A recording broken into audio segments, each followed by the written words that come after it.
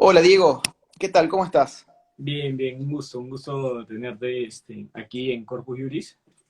Bueno, nosotros ya nos conocemos, pero nada, es un gusto agradecerle también a Corpus, que es el medio por el cual nos podemos conectar y podemos charlar de la presentación de tu nuevo libro, ¿no? Bueno, Eh, muchas gracias a ustedes por invitarme, es un gusto. no, gracias a ti, Agustín. Agustín, yo primero quería comenzar preguntándote cómo es que fue tu experiencia aquí en Perú. La primera vez fue un poco turbulenta, que quería saber qué nos podías comentar de esa experiencia. Mira, Perú para mí fue un punto de inflexión. Vos imaginate que, y me gusta mucho que me preguntes esto porque me traes muchos recuerdos muy lindos. Eh, Mi trabajo como escritor siempre tuvo lugar en Argentina hasta el Libro Negro. Yo antes del Libro Negro había publicado otros libros, pero con temas estrictamente argentinos. Por ese motivo, afuera de Argentina no se me conocía. Sí, Pero pues total. el libro negro como, digamos, apunta a una temática global, generó interés internacional y el primer lugar al que nosotros fuimos fue Uruguay. Pero el segundo lugar al que fuimos con Nicolás fue Perú. Y realmente la explosión internacional del libro negro de la nueva izquierda fue en Perú. Perú fue un punto de inflexión. Fue un punto de inflexión por muchas razones. Por un lado, porque el primer gran debate universitario, ahí está, claro. Han habido otros debates universitarios, pero creo que el más resonante de todos fue el que tuvo lugar en la PUC, ¿no? La Pontificia Universidad Católica del Perú. Yo me acuerdo que en ese debate que era sobre ideología de género contra dos progresistas, nosotros tuvimos que entrar incluso con guardaespaldas por el nivel de crispación que estaba generando ese tema.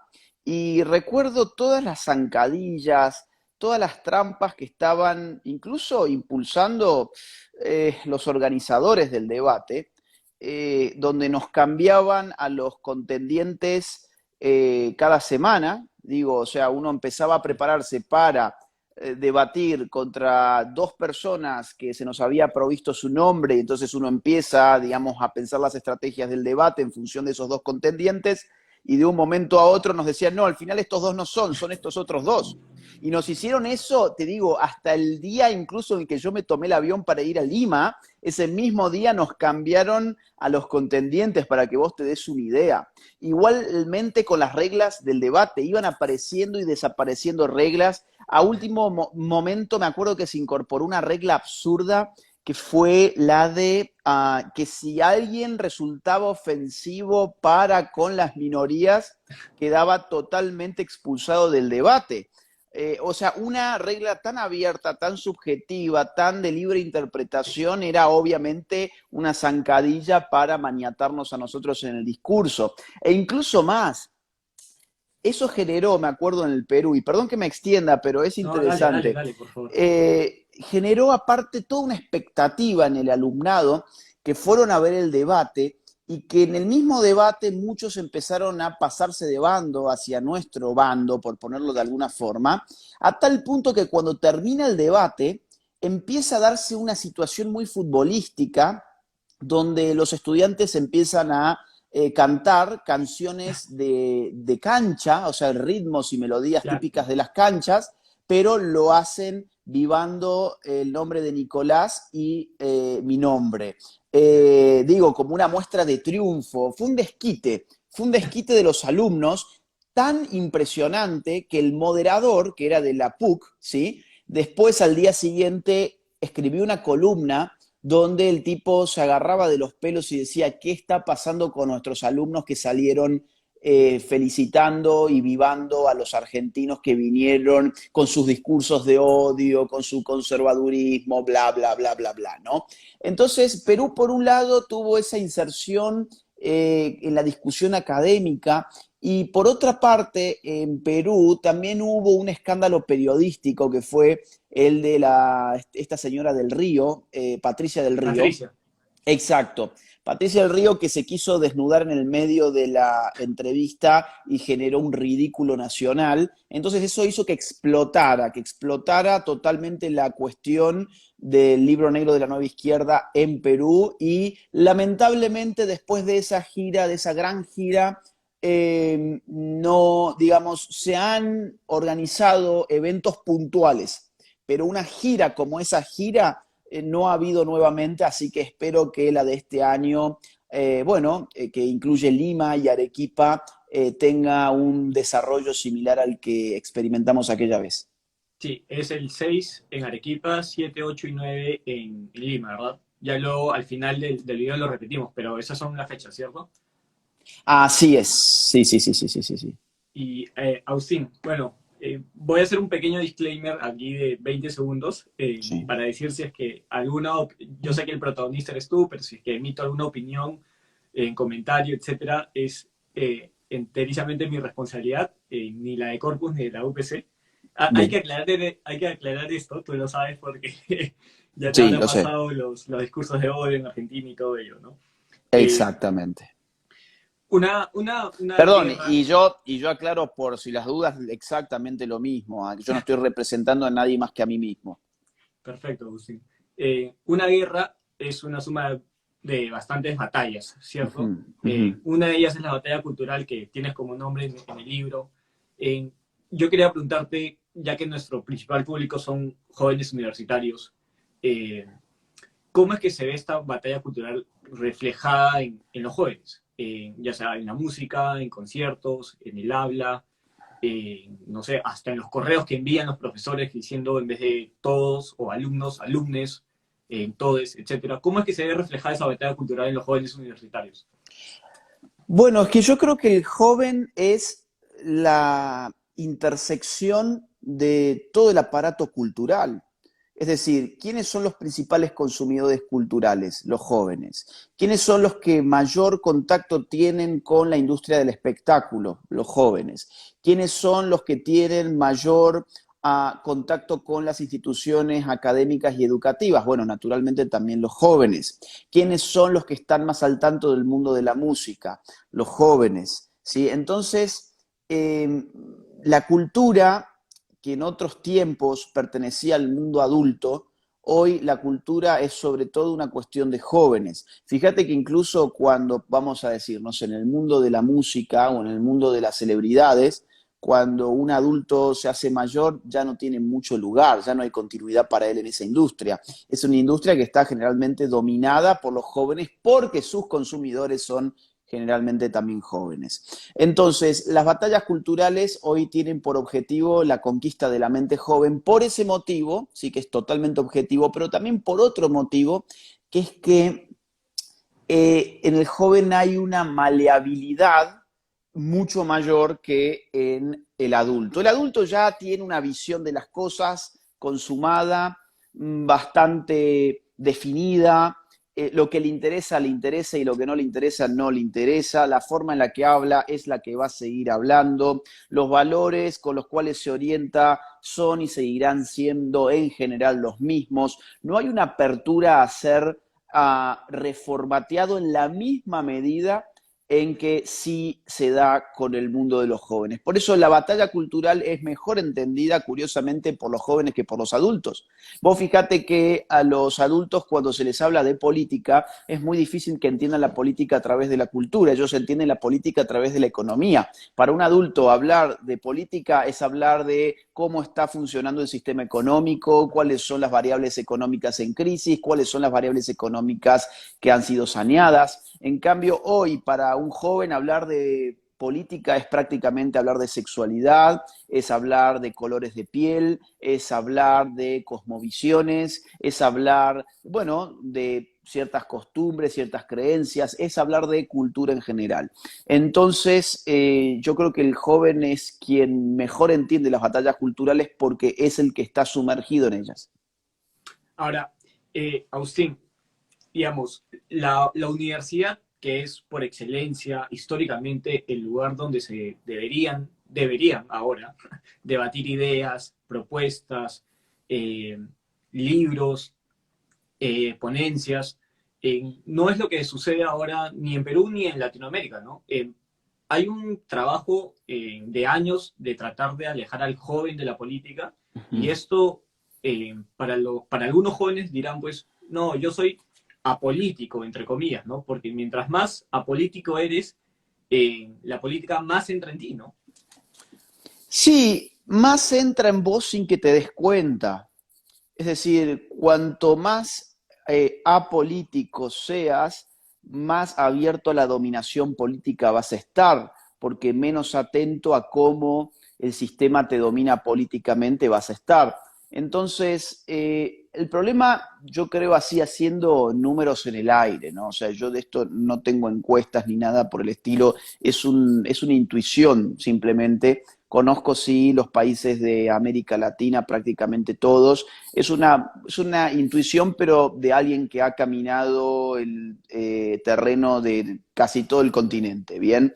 Mi intuición es que a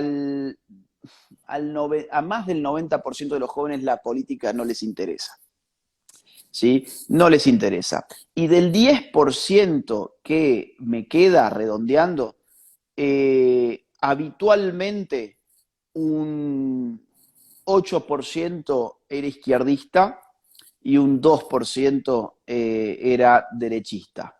Eh, Hoy esa cifra es distinta. Yo creo que al 90% la política sigue sin interesarle, pero del 10% restante es probable que la cosa ya esté bastante equilibrada. Es probable que estemos bastante cerca del 5-5, ¿sí? Si es que tomamos por ciertos estos números en el aire que estoy dando. Entonces, ha habido, yo creo, una conquista de los sectores juveniles por parte de las derechas, que incluso se ve reflejada en distintos papers académicos y libros de académicos que han estado saliendo en los últimos años. ¿Sí? Siglo XXI, por ejemplo, es una editorial de izquierdas que ha estado publicando libros de sociólogos que han estado trabajando el fenómeno de las derechas en los grupos juveniles. Y los tipos se agarran la cabeza y dicen, ¿qué está pasando acá? Que la derecha ha conquistado estos espacios que tradicionalmente se los adjudicábamos a las izquierdas. Así que si bien es cierto que la apatía es lo que reina, lo importante en este momento es tratar de conquistar aquellos que están en una situación que les interesa la política, pero que hasta el momento no habían visto otra cosa más que izquierdismo. Y una forma de conquistar a ellos es, bueno, leyendo tu libro, La batalla cultural, con qué se va a encontrar el joven universitario que vaya a comprar tu libro en la batalla cultural en los primeros capítulos? Sé que hay una parte muy, muy filosófica en donde hablan de la escuela de Frankfurt, de Uh Foucault, -huh. de Ernesto Laclau y todo ello, que es un poco difícil de leerlo, ¿no? Para uno que empieza en esto, pero eh, ¿qué es lo que se va a encontrar un joven universitario? Bueno, el libro en sí no es un libro fácil. Sí, o sea, eso hay que decirlo y no hay que hacerse el tonto, porque evidentemente no es buena publicidad decirlo. A mí me convendría decirte, no, mira, es un libro sumamente fácil, que uno lo puede llevar a la playa, se puede tirar a tomar sol mientras lo lee, se va a morir de la risa y la va a pasar genial. No, es un libro difícil, es un libro con complejidad y es un libro largo además. Es un libro que mm, tiene de respaldo documental más de 800 libros citados. Es un libro que tiene su complejidad y no solamente es compleja la parte donde se estudia Laclau, Gramsci, Escuela de Frankfurt, Foucault, etcétera, Deleuze, sino que el libro tiene una complejidad a lo largo y ancho de todas las páginas. Insisto, esto es totalmente anti-marketing lo que estoy diciendo, pero bueno, prefiero la franqueza a las ventas. Entonces, ¿con qué se va a encontrar un lector cualquiera? Con un texto universitario, con lo cual los alumnos universitarios van a reconocer el estilo universitario en esas páginas y aquellos que no tengan experiencia universitaria se van a encontrar con lo que es un texto universitario, van a poder tener una primera experiencia de ese tipo. Ahora bien, dado que es un texto de tipo universitario, lo que hay que hacer con ese libro es leerlo como si se estudiara. ¿Cómo lee uno cuando estudia? Bueno, con un marcador subrayando las ideas principales, y no solamente las principales, sino aquellas que a uno le interesan especialmente. Ir haciendo una lectura consciente, detenida, no entendí este párrafo, vuelvo a leerlo, sigo sin entenderlo, lo leo una vez más, y si no lo entendí, ya está, sigo adelante. Eso es lo que hace cualquier estudiante universitario que tiene necesariamente que leer el material de la clase, y si no lo entendiste, bueno, tenés que seguir a ver qué es lo que entendés. Y eso es lo que pasa con este tipo de textos, que nunca se entienden totalmente más allá del autor. Obviamente yo que lo escribí sí, pero yo entiendo que mucha gente diga, bueno, mirá, quizás hay un 20% del libro que no entendí. Bueno, ¿entendiste el 80%? Sí, genial, espectacular, te sirvió. Bueno, yo entendí solamente un 70%. Bueno, yo no diría solamente, es que un libro de 500 páginas, si entendiste un 70%, es una ganancia impresionante. Entonces, eso sería, digamos, como dos recomendaciones, ¿no? Una, leerlo despacio, no en el sentido de pocas horas, sino en el sentido de con una concentración y un detenimiento especial, y por otra parte, a no frustrarse, a no frustrarse. ¿Qué van a encontrar ahora en cuanto al contenido? Van a encontrar un libro de filosofía, ciencia política, uh, y sociología, sobre todo. Es un libro que Nicolás Márquez me hizo dar cuenta. Es un libro más sociológico que otra cosa, y también con ribetes históricos, en un solo libro, y van a encontrar básicamente lo siguiente: ¿qué es la cultura? ¿Qué es una batalla cultural? ¿Por qué las batallas culturales están arraigadas en el mundo moderno? ¿Qué es el mundo moderno? ¿Cómo diferenciamos al mundo moderno del mundo premoderno? O sea, basado en la tradición. ¿Cuál es nuestro mundo hoy? ¿A qué se le suele llamar posmodernidad? ¿Cuál es la estructura social de aquello que se llama posmodernidad? ¿Y por qué la cultura en la posmodernidad lo ha estado invadiendo todo? Ha empezado a invadir las otras esferas, la esfera política o la esfera económica de la sociedad está invadida por la esfera cultural, y viceversa. Um, y por qué entonces en ese contexto la batalla cultural se acelera, y finalmente van a encontrar que tiene que ver la batalla cultural con las izquierdas, que entendieron muy bien hace ya un siglo que era una batalla cultural, y que tiene que ver con las derechas, que a mi juicio no han entendido que es una batalla cultural, y que sin embargo tienen la oportunidad no solamente de entenderlo, sino de armar una nueva derecha en torno a esa comprensión. Con el libro, en resumidas cuentas, hay que hacer esto, ¿no? Hay que Sí, eso es. llenarlo, estudiarlo, leerlo 3, 4 veces, destrozarlo, entre comillas, ¿no? No, Así no es como tenerlo dice como adorno. Nicolás. Eso mismo, es decir, no le tengan pena, no se piensan que el libro tiene que estar así, no, no, no. Es, es, tiene que ser una especie de entrenamiento para el combate, y si tenés que ensuciarlo y ensuciarte, hacelo, ¿no? Que por cierto, lo diré luego ya al final de la entrevista, pero vamos a sortear uno. eh, Así que estén y quédense hasta el final de la entrevista. Ahora, Austin, eh, una pregunta justamente con lo del libro. ¿Cuántas horas? Yo sé que ahora estás de giras y que cuando esto cese vas a regresar a lo del doctorado que estás haciendo en filosofía, pero ¿cuántas horas al día lee Agustín Laje cuando está en modo estudio? ¿No? ¿7, 8 horas, 10 horas? Ah, ¿Cuántos libros por semana? mirá, yo creo que más o menos, cuando no estoy en gira, sí, pueden ser unas 8 horas. A veces más incluso, a veces puede ser más. Yo más o menos, para que te des una idea, me levanto, desayuno, me voy generalmente a un bar a desayunar. Como buen argentino, desayuno muy pobre, es decir, un café con leche y un croissant, y eso es todo, y me llevo un libro. Entonces estoy en el bar más o menos entre 2 y 3 horas. Corto, me voy a almorzar, almuerzo generalmente en mi casa, termino de almorzar y me vuelvo a otro café para cambiar el ambiente, y leo. Y ahí puedo leer, depende del día, pueden ser unas 3 o 4 horas más. Ahí ya tenés más o menos 6 o 7 horas. Eh, Trato de tener alguna actividad social en el día, con algún amigo, con algún familiar. con algún compañero de estudios, con lo que sea, ir a tomar una cerveza, ir a comer, hacer algo, y después el resto que me queda, o antes de la cena o después de la cena, le doy algunas horas más a la lectura. Con lo cual, digamos así, sí, en general puede ser entre 7 y 9 horas más o menos. Ahora, justo con lo de la lectura, Ahí, mira, hay citando, alguien que se llama Javi, hay alguien que se llama Javi, dice, desayuno en calle La Marca, porque era un sí, café en Córdoba donde yo iba bastante y se ve que me ha visto Javier por ahí.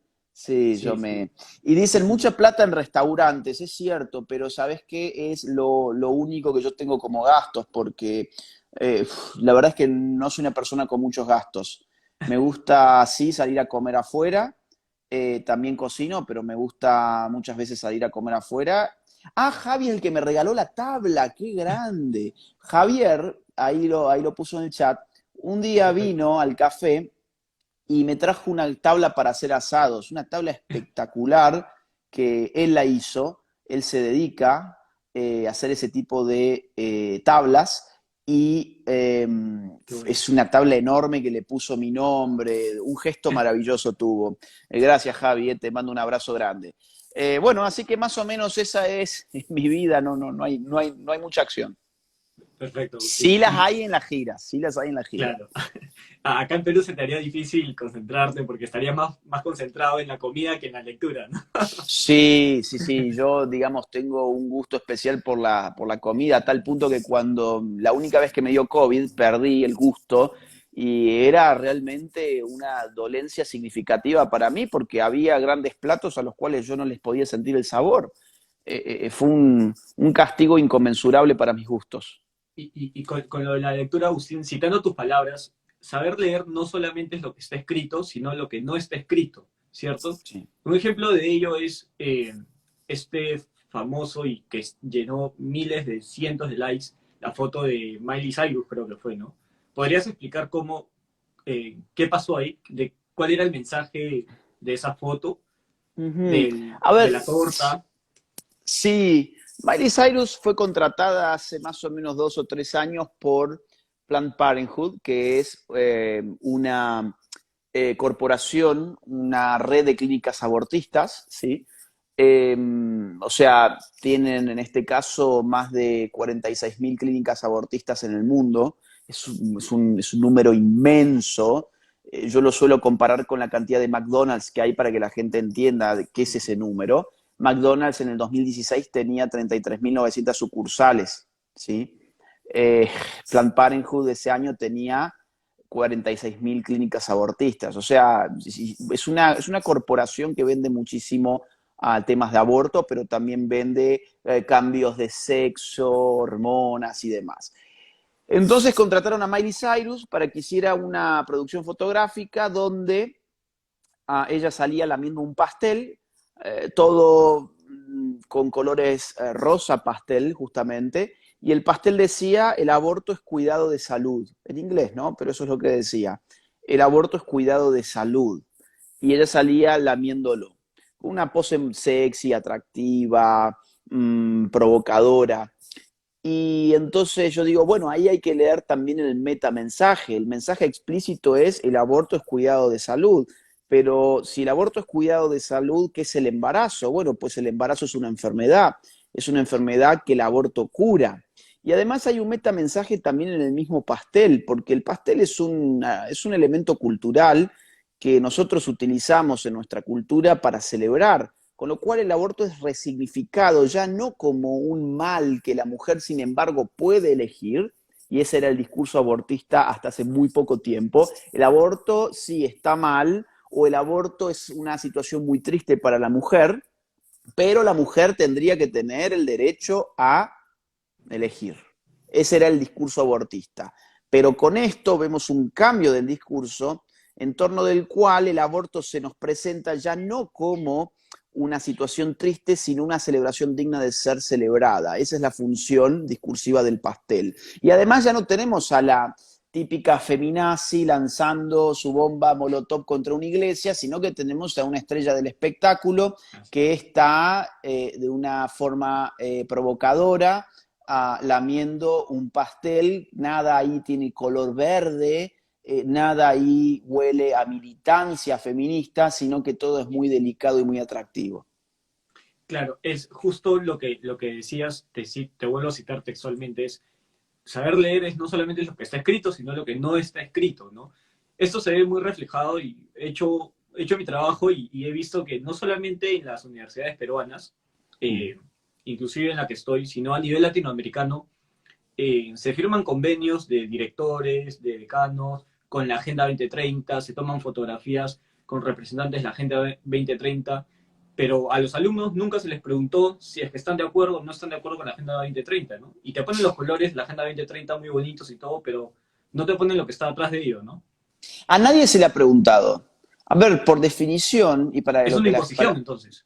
bueno, sin lugar a dudas, y es la forma que está tomando el poder político en nuestros tiempos. Es una forma totalmente antidemocrática. A ver, para que la gente entienda qué es la Agenda 2030, es un conjunto de objetivos, en total son 17 objetivos que ha planteado de forma explícita a ser cumplimentados por todo el mundo a más tardar hasta el año 2030. ¿Sí? Esa serie de objetivos que parecen casi que una carta a Santa Claus, una carta a Papá Noel, son del tipo desterrar el hambre en el mundo, a dar agua potable a todas las personas, a darle acceso a la salud a todas las personas. Es decir, es una carta a Papá Noel, es una carta a Santa Claus, porque no te dicen cómo. Es una declaración de principios en el aire. Pero cuando uno se mete a ver las metas que están contenidas en esos grandes objetivos, uno empieza a detectar, cuando sabe uno leer bien la cuestión,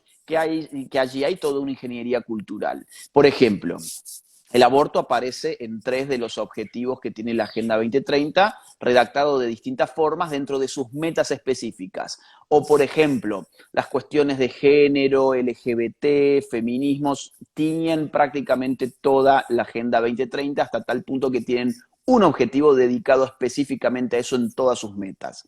O, por ejemplo, hay una meta de educación donde la Agenda 2030 le pide a los estados que empiecen a educar a sus niños para la ciudadanía global. Y uno dice, bueno, esto suena muy lindo, pero ¿qué significa ser ciudadano?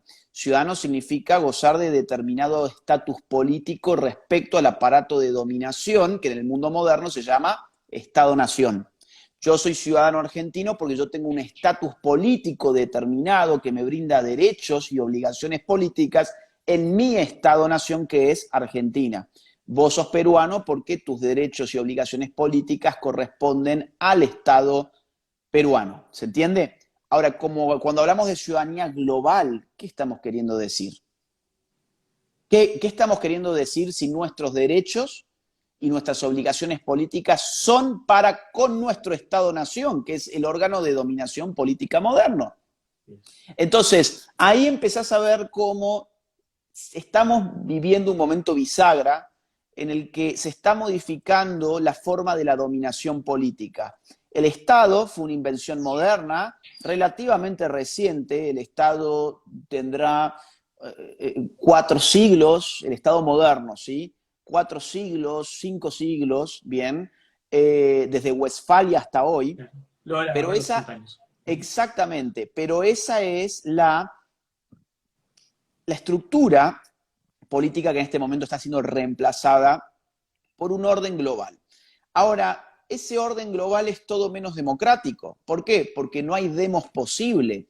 El globo no configura un demos. En el demos tiene que haber una unidad cultural que a uno le haga sentir parte de ese pueblo, ¿sí? La democracia precisa de la existencia de un pueblo. Eso es el demos. ¿Y dónde está el demos global? ¿Por qué yo tendría que educar a los niños en ciudadanía global si no hay un pueblo global? Bueno, porque lo que viene entre manos no es la democracia. Y por eso ahí vuelvo a tu punto. Hice todo este rodeo para que se entienda conceptualmente el asunto. Perfecto. El punto es, ¿por qué a vos no te consultaron sobre la Agenda 2030? Bueno, no te consultaron porque el sistema de gobierno global no es democrático. A vos tampoco te consultaron, por ejemplo, sobre la burocracia de la OMS o la burocracia de las organizaciones internacionales y de sus agencias especializadas en general. Y sin embargo, esas agencias son las que instituyeron la gubernamentalidad durante la pandemia. Y vos estuviste sujeto a una gubernamentalidad que yo también, y todos nosotros también, que provino de una élite que nosotros no escogimos, porque todo esto no se cocinó dentro de nuestro Estado-nación realmente. Nuestros Estados-naciones han tenido que ajustar sus políticas a los mandatos que provinieron de organizaciones internacionales.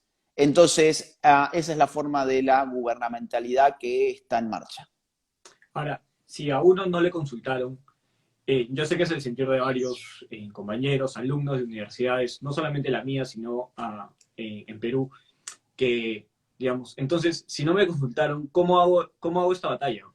¿Me tengo que ir a pelear directamente con el profesor en cada clase, así los 5 o 6 años de universidad?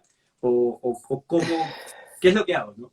En términos prácticos. Bien, mira, a ver, vamos a poner dos grandes niveles, ¿sí? El nivel máximo, el nivel en el cual esto realmente se resuelve, ¿sí? Es el nivel político.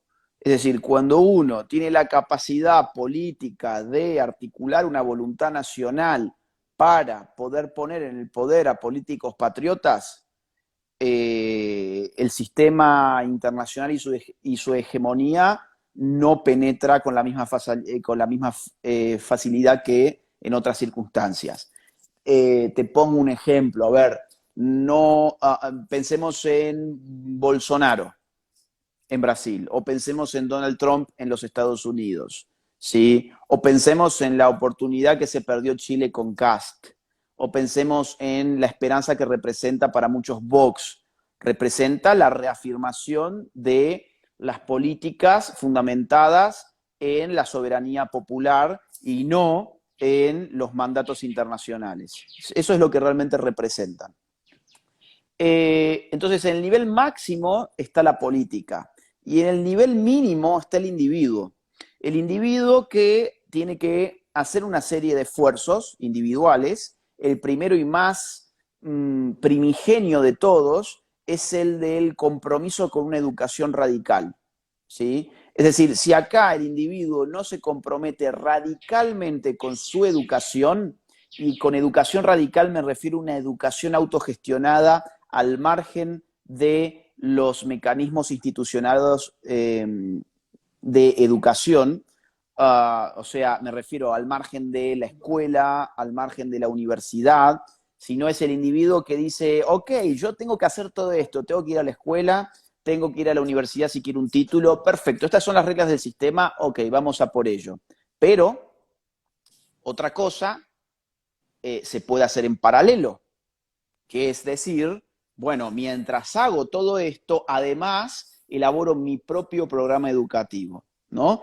Nunca fue tan fácil como hoy acceder a libros, a conferencias, a cursos, a videos, a talleres, a seminarios. Es una cosa mucho más fácil de lo que era hasta hace muy pocos años. Mirá, por ejemplo, cuando Nicolás Márquez escribió su primer libro, La otra parte de la verdad, la tuvo muy complicada a la hora de buscar bibliografía. Aún más, cuando yo escribí Los mitos setentistas, era muy difícil conseguir libros. Por empezar, no se conseguían por internet. No había un Mercado Libre, no había un Amazon, no había nada de todo eso. Tenías que ir y patear las librerías, las que tuvieses a tu alcance y ver qué es lo que había ahí y qué es lo que podías conseguir. Bueno, hoy eso ya no es así. Hoy podés conseguir libros haciendo 2 o 3 clics. Ay, no, bueno, pero a mí no me interesa leer libros porque me aburren, dirán muchos. Bueno, entonces es que no te has comprometido con tu educación porque la única forma de educarte realmente es acercándote a la lectura. Todo lo demás es un apoyo. Las conferencias son un apoyo, los cursos son un apoyo, los talleres son un apoyo. El punto central y que marca la diferencia entre un estudiante universitario realmente formado es el tiempo que le dedicó a la lectura. Todo lo demás, el estudiante puede ir a todas las clases, puede ir y aprobar sus exámenes, pero se nota al final del día cuando ese estudiante que no ha leído se enfrenta a otro que sí ha leído, y más aún cuando quien sí ha leído lo ha hecho en una biblioteca paralela, que no lo ha hecho preso de la currícula escolar o de la currícula de una cátedra específica.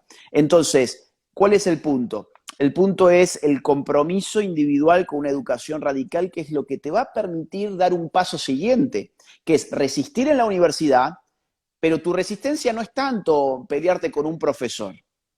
Es decir, sí, si el profesor abre realmente el debate, estaría genial que vos puedas defender tus ideas. Pero para defender tus ideas necesitas tener el conocimiento para hacerlo. Y de ahí vuelvo al mismo punto, educación radical.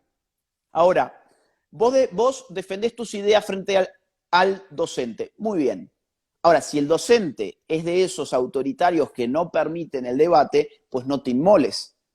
Salí y después debatí con los alumnos y sacarles el tema y decirle, ¿y qué piensan ustedes de esto? Y da tu postura. Al final del día lo que importa es que vos influyas sobre tus compañeros, no sobre quien te da la clase, a quien en verdad le están pagando para que él te diga las cosas como son.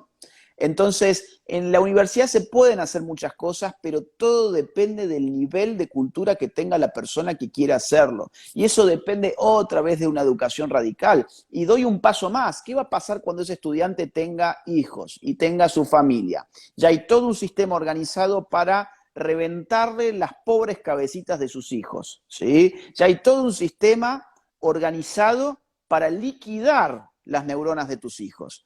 Entonces, ¿qué vas a hacer? Bueno, tus hijos van a tener que ir al colegio y van a tener que ir, si se puede, a la universidad para poder sacar sus diplomas y decir, yo pasé por el sistema educativo. Pero en la casa armás una propia escuela de discusión política y social. Y entonces, en tu propia casa estás contrarrestando todas las malas influencias que tiene el medio, tanto el medio de comunicación como el medio educativo. Entonces, estás generando, digamos, una autodefensa familiar importantísima, y nuestros enemigos lo saben perfectamente a eso. Por eso ellos tienen tanta obsesión con educar a los hijos de los demás, porque nuestros enemigos generalmente no tienen hijos, no les importa la familia, odian a la familia, odian la idea de una relación heterosexual en muchos casos, odian al macho, odian al padre, al patriarcado. Entonces, ellos generalmente no se reproducen, pero sí necesitan que los que se reproducen les entreguen en bandeja de plata a sus hijos para que los deformen aquellos que no tienen hijos.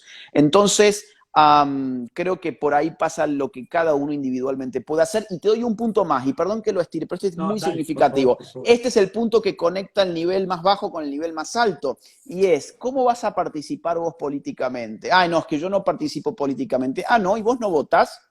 Bueno, sí, yo puedo votar, pero no siempre voto.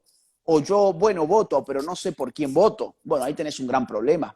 ¿Y eso cómo se resuelve? Con educación radical, porque la educación radical es la que te va a dar a vos los elementos a partir de los cuales vas a poder construir racionalmente tu voto, y por los cuales vos vas a saber cómo convencer a otros de que ellos construyan su voto en un sentido justo. Y vos vas a saber también que realmente sí es importante que vos vayas a votar y que los tuyos vayan también a votar. Entonces, el principio, digamos, mínimo es tu propia educación, y el principio máximo es lo político. Ausín, mira, ya llevamos en casi 40 minutos. Tengo una última pregunta y de Sí. ahí pedirte que hagas dos invitaciones. La última pregunta es, ¿hemos hecho en estos 40, en estos casi 40 minutos batalla cultural? Perdón, si hemos hecho batalla cultural nosotros. En Sí, estos por 40 minutos. supuesto. Por supuesto que sí. ¿Por qué? Porque hemos hablado de ella. Y hoy hablar de ella es hacerla. Es decir, cuando, a ver, digamos, atrás de todas las reflexiones que, por ejemplo, las izquierdas han gozado de batalla cultural, se encuentra el pensamiento de gente que ha dedicado su vida entera a esos asuntos, simplemente a escribirlos. Cuando vos pensabas, y vos recién mencionabas a Gramsci, Gramsci ha pasado los años de su cárcel estudiando el asunto. Es decir, él estuvo varios años preso, y lo de su obra está compilada en lo que se llama los cuadernos de la cárcel. Bueno, el tipo hizo batalla cultural, por supuesto que sí, como pensándola. O cuando uno piensa en Escuela de Frankfurt, bueno, son tipos que se tuvieron que exiliar en el marco de la Segunda Guerra Mundial, que se fueron a los Estados Unidos la mayor parte de ellos, que estuvieron enseñando y pensando la cuestión de la cultura desde el paradigma de izquierdas, obviamente, y en ese mismo movimiento ellos sentaron las bases de una enorme batalla cultural como fue, por ejemplo, el Mayo francés del 68, que le debe muchísimo a gente de Frankfurt, como por ejemplo Marcuse. Entonces, a pensar la batalla cultural es una forma de hacerla. Y yo creo que hemos estado nosotros dialogando sobre batalla cultural, hemos dado pistas de cómo dar la batalla cultural y esa es una forma de hacer batalla cultural, por supuesto. Bueno, Agustín, para mí ha sido un honor eh, haber hecho 40 minutos de batalla cultural contigo, dar las gracias a Corpus Juris, que ha sido el medio, que es la revista de la Facultad de Derecho de la UPC, mi universidad, mi alma mater, y quería pedirte que invites primero a que vayan al 6 a Arequipa, el 7, 8 y 9 de julio aquí en Lima, y en segundo, a que sigan a Corpus porque vamos a sortear un libro. Qué Vamos a bueno. sortear un libro tuyo. Ya luego sale la publicación con los pasos y todo. Y nada, quería que cierres tú con estas dos invitaciones. Bueno, con estas dos invitaciones quiero contarles que la última vez que yo estuve dando una conferencia en Perú fue en Lima y fue En en Miraflores. febrero, en Miraflores, y fue en febrero del año 2019, o sea, un mes antes de que explotara la pandemia. O sea que ahora regreso al Perú en una situación post-pandémica, con un nuevo libro además, y sé que las entradas que están vendiendo incluyen el libro. Con lo cual, digamos, quien compra la entrada, además se les manda el libro o se encuentra de alguna forma con el libro y vamos a estar discutiendo en las conferencias que tengo armadas para Perú el asunto de la batalla cultural y cómo se la puede dar y cómo se articula además con una batalla política. Entonces, están todos invitados. Sé que quedan pocas entradas, eso sí, ya hay uno de los días que está agotado, pero hay otros 2 días todavía que les queda algunos cupos. No se duerman porque después pasa lo que siempre pasa. Ay, pero ¿cómo puede ser que no hayan más cupos? ¿Que ¿Cómo puede ser que yo me haya quedado afuera? Bueno, hagan las cosas a tiempo. Nuestro continente, todos nuestros países tienen el mismo defecto, que es que dejan para el último a las cosas que realmente les importan. Es una cosa increíble, eso se da en todos los países, yo lo he visto, es decir, hay veces que uno tiene las entradas a mitad de vender un día antes y en 24 horas se vende todo. Bueno, en este caso no está a mitad a vender, creo que deben quedar, mirá, no lo sé bien, pero creo que quedaban 10% más o menos. Con lo cual, los que están interesados, no se demoren porque después se van a dar con la desagradable noticia de que ya no hay más entradas. Y hemos puesto 3 fechas porque querían poner más fechas, pero yo ya no tengo más agenda, porque de ahí yo tengo que volar a México, con lo cual no hay posibilidad de agregar ninguna fecha. Así que, bueno, ahí está la invitación hecha, avisados todos con tiempo, ahora depende de ustedes, están todos invitados y bueno, creo que vamos a hacer cosas importantes en Perú también. Y que se haga Corpus para el sorteo del libro. Y sigan a Corpus para el sorteo del libro, es decir, se pueden llevar un libro gratis, Sí, aprovechenlo. sí. Ya, muchísimas gracias, Agustín. Y nada, esperamos aquí en Lima tu venida en ya 2, 3 semanas. Gracias Hasta a vos, luego. Diego, y un fuerte abrazo a todos. Saludos. Gracias.